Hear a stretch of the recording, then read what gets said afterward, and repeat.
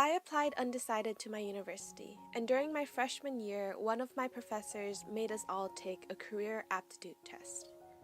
This test was supposed to measure which type of worker you are, and depending on which side of the spectrum you lean towards most, it tells you what job will fit your working style best. The graph that your results are shown on is a quadrant. It looks like this. And everyone leans a little towards each of the four sides, but you determine your results of your test by seeing which side or sides you lean more towards. When we all finished the test, my teacher went around the class and asked which side each of us leaned towards the most. He had us take turns identifying what jobs would suit us according to the test results. When my turn to speak finally came, I had no idea what to say. I had made a square. According to this test, I was just as outgoing as I was reserved, and I was equally people and detail-oriented. My professor didn't know what to do with me.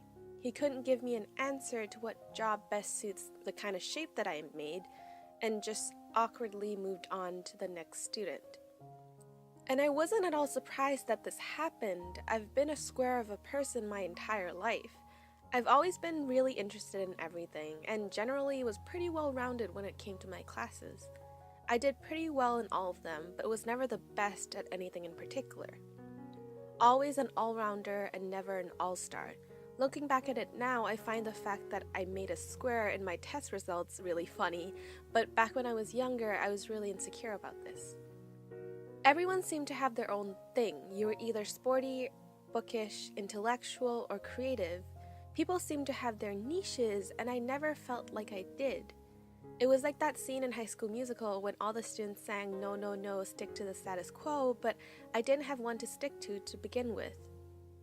When I was younger, I believed that meant I don't fit in, and couldn't stand out even if I tried. To me, it meant I wasn't anything enough to count, and I wrapped my identity around being just okay. I've learned to appreciate how well balanced I am now, though.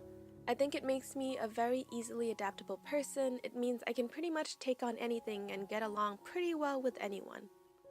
What I bring to the table might not be as flashy and obvious, but it's always nice to have an all-rounder with you in the group, because they act as a moderator between people with differing skills and perceptions.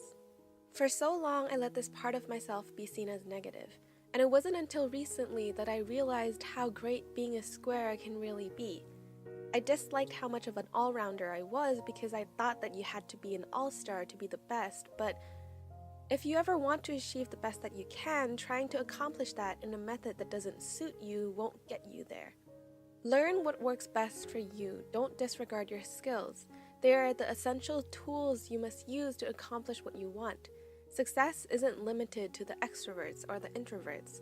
Big things don't just happen to those who are analytical, artistically inclined, or sporty. We all take our own paths, and the sooner you realize which mode of transportation suits you best, the faster you'll get there. I am an all-rounder. That is the quality that I bring to the table. What's yours? Let me know in the comments below. I hope you enjoyed this video. Don't forget to like and subscribe, and I'll see you tomorrow.